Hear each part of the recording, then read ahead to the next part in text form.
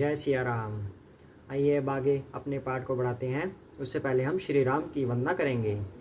जय सिया राम, जय सिया राम, जय सिया राम, जय सिया राम, जय सिया राम, जय सिया राम, जय सिया राम, जय सिया राम, जय सिया राम, जय सिया राम, जय सिया राम, जय सिया राम, जय सिया राम, जय सिया राम, जय सिया राम, जय सिया राम। जय श्री कृष्ण चैतन्य प्रभु नित्यानंद श्री अद्वैत गदाधर शिव सादि गौर भक्त वृंदा। हरे कृष्ण कृष्ण कृष्ण हरे हरे, हरे राम राम राम हरे हरे। जय सिया राम। श्री रामचंद्र रघुपुंग वैराजवर्य राजेंद्र राम रघुनायक राघवेश राजाधिराज रघुनंदन रामचंद्र दासो मध्य भक्त शरणागतो अस्मि। जय सिया राम। सीता माता की श्री राम की जय हो, लक्ष्मण जी भरत शत्रुघ्न जी की जय हो, शिव शंकर भोलेनाथ पार्वती माता की जय हो, वाल्मीकि जी की जय हो, तुलसीदास जी की जय हो, श्री गणेश जी की जय हो, हनुमान जी की जय हो। हम हनुमान जी का आह्वान करते हैं श्री रामचरितमानस पाठ में, वो हमारे पाठ सुने और हम पर कृपा करें।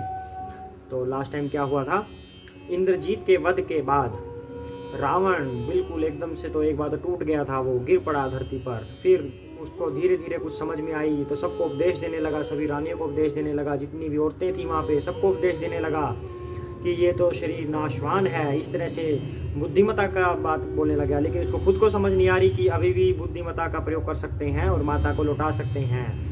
भौतिक रूप में, राक्षस के रूप में अवतरित नहीं, जन्म लेने की वजह से वो ऐसा कर रहा है, लेकिन वास्तव में तो उसको सब कुछ ज्ञात था कि श्री राम के हाथों से ही उसकी मुक्ति लिखी है, पर उसका भौतिक स्वरूप था राक्षस के रूप में, इसलिए वो ये सब बिना बुद्धि वाली बातें कर रहा है। तो उसके बाद वो आग बबूला होके सुबह युद्ध के मैदान में दौड़ के आया, रथ सजा कर आया, हुंकार भरने लगा, दोनों ओर से सेनाएं आने लगी, इधर से काले काले राक्षस आने लगे, उधर से वानर आने लगे। जय सिया राम ऐसे यश बखानते हुए वानर आ रहे हैं। अब आगे करते हैं। जय सिया राम।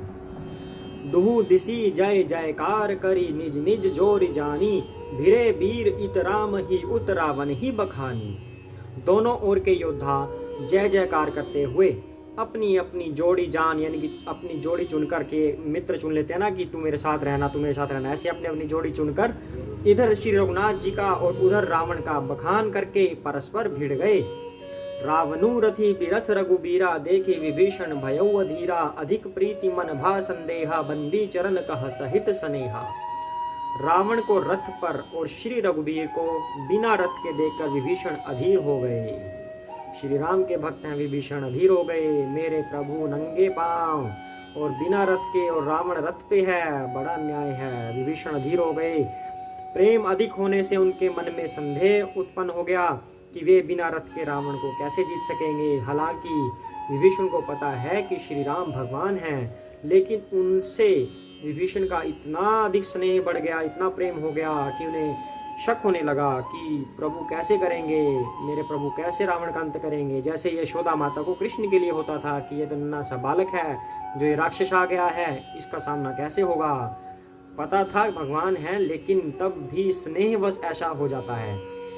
तो ऐसा संदेह होने के बाद श्री राम जी के चरणों की वंदना करके वे स्नेह पूर्वक कहने लगे। विभीषण जी वंदना कर रहे हैं भगवान की और पूछ रहे हैं अब ये बात।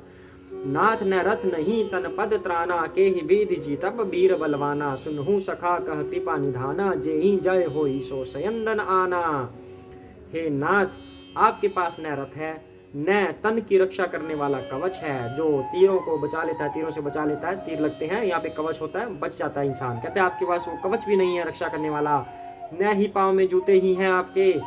वह बलवान वीर रावण किस प्रकार जीता जाएगा। कृपा निधान श्री राम ने कहा, हे सखे सुनो। श्री राम तो मुस्कुरा देते हैं, क्योंकि उन्हें तो पता है सब कुछ, पर वो मुस्कुरा के आंसर देते हैं। आप क्या कह रहे हैं, जिससे जय होती है वह रथ दूसरा ही है, यानी कि ये भौतिक रथ है चलने वाला, इससे जय नहीं होती, धर्म से जय होती है। भगवान कह रहे हैं कि वो कोई और रथ है। सोरज धीरज ते ही रथ चाका, सत्यशील दृढ़ ध्वजा पताका, बल विवेक दम पर हित घोरे, क्षमा कृपा समता रजुजोरे। अब श्री राम वर्णन कर रहे हैं कि वो कौन सा रथ है। धैर्य और शौर्य उस रथ के पहिए हैं, सत्य और शील यानी कि सदाचार उसकी मजबूत ध्वजा है और पताका है, बल विवेक दम यानी कि इंद्रियों का वश में होना और परोपकार ये चार उसके घोड़े हैं, जो क्षमा दया समता रूपी डोरी से रथ में जोड़े हुए हैं। यानी कि एक रथ के जो पहिए होते हैं वो क्या करते हैं, रथ को खींचने का काम करते हैं, खींचने का, रथ को आगे खींचने का काम करते हैं। तो कहते हैं कि शौर्य और धैर्य उस रथ के पहिए हैं, यानी कि धैर्य से ही, शौर्य से ही हम आगे युद्ध के लिए बढ़ सकते हैं। अगर हमारे अंदर धैर्य नहीं होगा, या तो हम एकदम से हमला करेंगे या फिर हम घबरा के पीछे हो जाएंगे। यानी कि धैर्य नहीं है, पेशेंस नहीं है कि हाँ कोई बात नहीं, डटा रहे। तो ये रथ के पहिए हैं, ये रावण के पास नहीं है, ये हमारे पास हैं। श्री राम जी ऐसा समझाना चाह रहे हैं। सत्य और शील जिसकी मजबूत ध्वजा पताका है। ध्वजा पताका क्या होता है? ध्वजा पताका किसी का वर्णन करते हैं कि इनका व्यवहार कैसा होगा। ध्वजा पताका किसी का चिन्ह होता है, सिंबल होता है।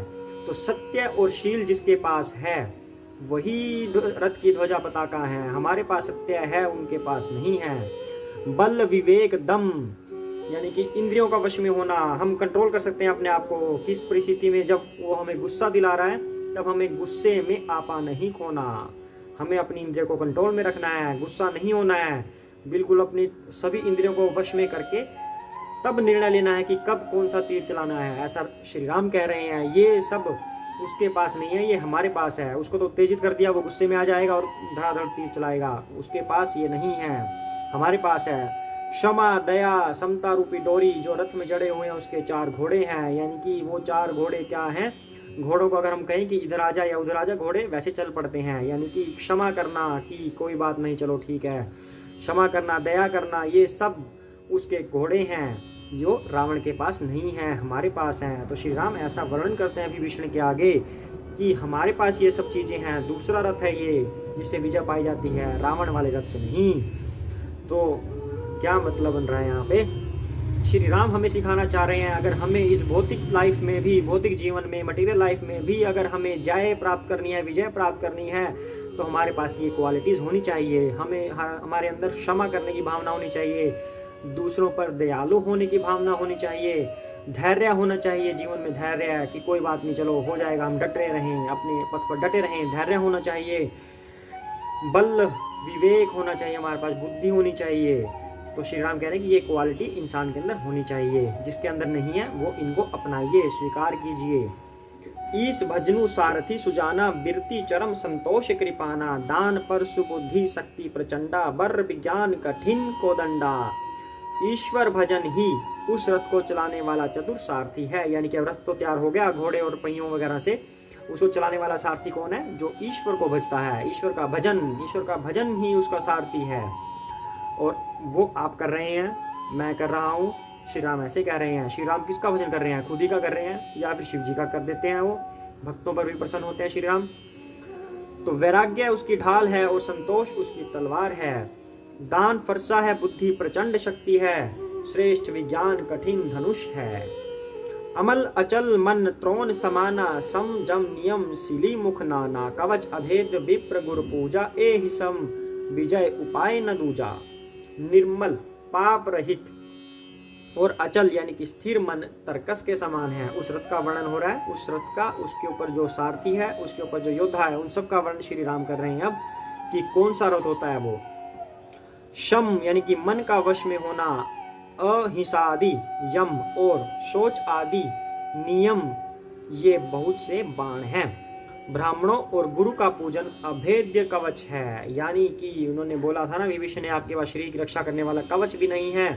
श्री राम कह रहे हैं ब्राह्मणों और गुरु का पूजन अभेद्य कवच है। मतलब अगर हमने उनकी पूजा की है, ब्राह्मणों की, गुरुजनों की, तो उनका आशीर्वाद हमारी रक्षा करेगा, वही हमारे कवच हैं। तभी कहते हैं कि हमेशा गुरु की, ब्राह्मणों की, बुजुर्गों की, सबकी सेवा करनी चाहिए, उनका आशीर्वाद लेना चाहिए। जीवन में आने वाले कष्टों से वो हमारी रक्षा करेगा, एक कवच बनकर रक्षा करता है। और ये रावण के पास नहीं है। उन्होंने तो अपने नाना जी को भी तिरस्कृत कर दिया था।